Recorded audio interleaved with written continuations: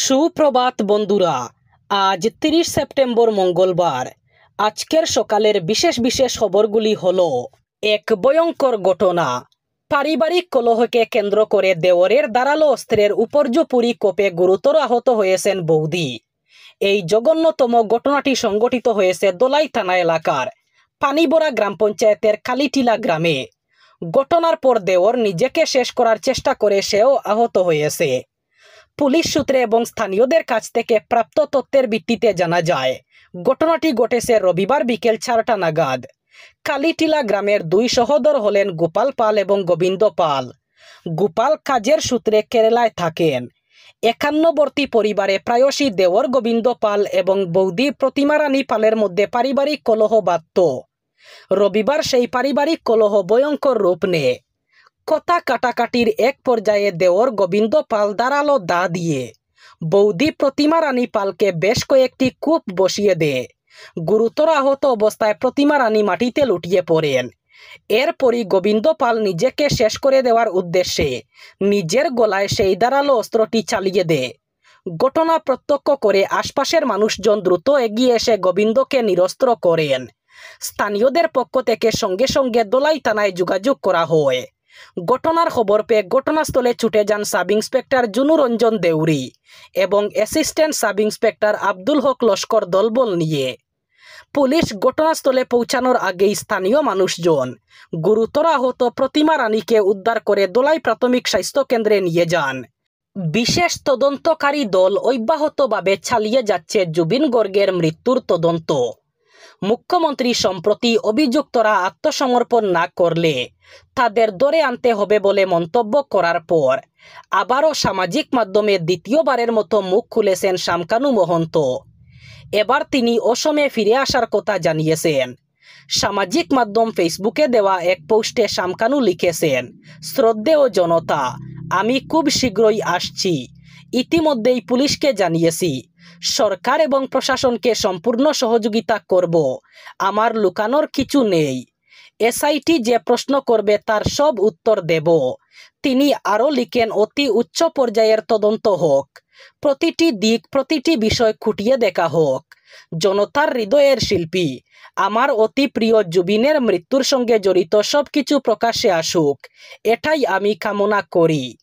শ্রীভূমি জেলার পাতারকান্দি কেন্দ্রের লুয়াইরপুয়া ব্লকের অসম মিজোরাম ত্রিপুরা সীমান্তের মানিকবন্দে এক অনন্য ধর্মীয় আবহে চলছে দুর্গাপূজা।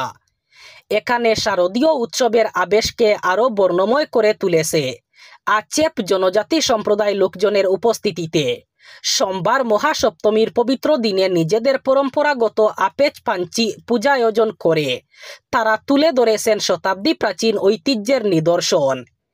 এই মর্মে আয়োজক কমিটির পক্ষে মানচরেই আচেপ এবং কমল আচেপ হালাম সহ অন্যান্য সদস্যরা জানান, তাদের পূর্বপুরুষেরা প্রায় 1300 শতাব্দী থেকে এই পূজার প্রচলন করেছেন। সেই ধারাবাহিকতায় এখনও সপ্তমী, অষ্টমী এবং নবমী তিথিতে পূজার আয়োজন করা হয়। শুধু আচেপ নয়, এলাকার চরেই ইরাংলং, শেখাচেপ প্রভৃতি ক্ষুদ্র জনগোষ্ঠীর মধ্যে একই রীতি বিদ্যমান।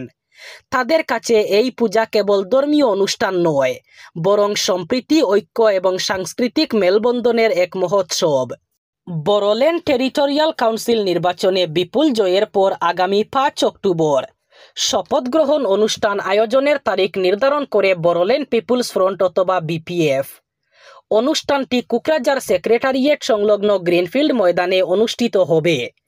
40টির মধ্যে 28টি আসনে জয়ী হওয়া বিপিএফ ইতিমধ্যে আসামের মুখ্যমন্ত্রী হিমন্ত বিশ্ব শর্মাকে বিশেষ অতিথি হিসাবে অনুষ্ঠানে উপস্থিত থাকার আমন্ত্রণ জানিয়েছে। রাজ্যপাল লক্ষণ আচার্য অনুষ্ঠানে প্রধান অতিথি হিসাবে যোগ দেবেন বলে জানা যায়। দলীয় সভাপতি হাগ্রামা মহিলারি রবিবার দিশপুরে মুখ্যমন্ত্রীর সঙ্গে সাক্ষাৎ করে আনুষ্ঠানিক আমন্ত্রণ জানিয়েছেন। পাশাপাশি তিনি শাসক ইউপিপিএল এবং বিজেপি সহ অন্যান্য রাজনৈতিক দলকেও আমন্ত্রণ জানিয়েছেন, যা রাজনৈতিক মহলে সহযোগিতার সংকেত হিসাবে দেখা হচ্ছে। ভারতীয় দলের এশিয়া কাপ জয়কে কেন্দ্র করে আবার সরব বিজেপি।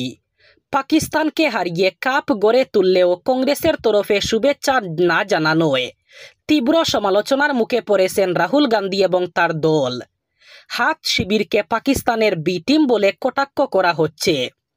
সোমবার বিজেপির জাতীয় মুখপাত্র প্রদীপ ভান্ডারী কংগ্রেসকে কটাক্ষ করে বলেন, রাহুল গান্ধী নাকি পাকিস্তানের সেনাপ্রধান আসিম মুনিরের সেরা বন্ধু, তাই ভারতের জয় কংগ্রেস জাতীয় স্বার্থের বিরুদ্ধে অবস্থান করছে। তার অভিযোগ, একদিকে পাকিস্তানকে মাঠে হারালেও রাহুল গান্ধী এখনো ভারতীয় দলকে অভিনন্দন জানাননি, অন্যদিকে যখন পাকিস্তান কোণঠাসা তখন কংগ্রেসের নেতা খেলোয়াড় সুলভ আচরণের কথা বলছেন। কেন কংগ্রেস বারবার পাকিস্তানের পক্ষ নেয়? তিনি আরও দাবি করেন, অপারেশন সিঁদুরে কংগ্রেস পাকিস্তানের পাশে ছিল, এবারও তাই। কংগ্রেস হলো পাকিস্তানের বি টিম। অসম সরকার জুবিন গর্গের মৃত্যুর তদন্তে সিঙ্গাপুরের সহযোগিতা চাইছে। এই বিষয়ে কেন্দ্রীয় স্বরাষ্ট্র মন্ত্রণালয়ের কাছে আনুষ্ঠানিকভাবে আবেদন জানিয়েছে রাজ্য সরকার। মুখ্যমন্ত্রী হিমন্ত বিশ্ব শর্মা জানিয়েছেন, সিঙ্গাপুর সরকারের কাছ থেকে আইনি সহায়তা পেলে গোটা ঘটনার পূর্ণাঙ্গ তদন্ত সম্ভব হবে এবং অভিযুক্তদের ফিরিয়ে আনা যাবে। মুখ্যমন্ত্রী বলেন, স্বরাষ্ট্র মন্ত্রণালয় যদি সিঙ্গাপুরের সঙ্গে পারস্পরিক আইনি সহায়তা চুক্তি সক্রিয় করে তবে আসাম পুলিশ দ্রুতই জুবিনের মৃত্যু সংক্রান্ত তথ্য এবং নথি সংগ্রহ করতে পারবে এবং অভিযুক্তদের দেশে ফিরিয়ে আনার পথও সুগম হবে। জানা যায়, আজ অর্থাৎ 30 সেপ্টেম্বর মঙ্গলবার জুবিন গর্গের মৃত্যুর তদন্তে অংশ নিতে অসম পুলিশের 2 জন উচ্চপদস্থ আধিকারিক সিঙ্গাপুর রওনা হবেন। সামাজিক যোগাযোগ মাধ্যম এক্সে মুখ্যমন্ত্রী হিমন্ত বিশ্ব শর্মা লিখেছেন, আমাদের প্রিয় জুবিনের অকাল প্রয়াণের প্রেক্ষিতে অসম সরকার ইতিমধ্যে কেন্দ্রীয় স্বরাষ্ট্র মন্ত্রণালয়ের কাছে সিঙ্গাপুরের সঙ্গে পারস্পরিক আইনি সহযোগিতা চুক্তি সক্রিয় আবেদন করার জানিয়েছে। অশান্তি রুখতে কারফিউ চলছে কেন্দ্রশাসিত অঞ্চল লাদাখে। সোমবার সেই কারফিউ 6ষ্ঠ দিনে পা রাখে। গোটা এলাকায় থমথমে পরিস্থিতি। এই কয়েকদিনে কোথাও তেমন অপ্রীতিকর ঘটনাও ঘটেনি। গত সপ্তাহে বিক্ষোভকারীদের সঙ্গে নিরাপত্তা বাহিনীর সংঘর্ষে যে 4 জনের মৃত্যু হয়েছে তার মধ্যে 2 জনের শেষকৃত্য গতকাল সম্পন্ন হয়েছে। তার আগে লাদাখের সামগ্রিক নিরাপত্তা পরিস্থিতি খতিয়ে দেখছেন লেফটেন্যান্ট গভর্নর কবীন্দ্র গুপ্ত। লাদাখের নিরাপত্তা পরিস্থিতি পর্যালোচনার জন্য সোমবার রাজভবনে একটি বৈঠক আয়োজন হয়েছে। বৈঠকের সভাপতিত্ব করেন এলজি। পিটিআইয়ের প্রতিবেদন সূত্রে জানা যায়, লেহ শহরে এখনও স্থগিত রয়েছে মোবাইল ইন্টারনেট পরিষেবা। তাছাড়া কার্গিল সহ একাধিক জায়গায় 5 অথবা ততোধিক ব্যক্তির সমাবেশ নিষিদ্ধ করার নির্দেশ দেওয়া হয়েছে। এই ছিল আজকের সকালের গুরুত্বপূর্ণ খবরগুলি। ভিডিওটি অবশ্যই লাইক করবেন এবং চ্যানেলটি সাবস্ক্রাইব করবেন।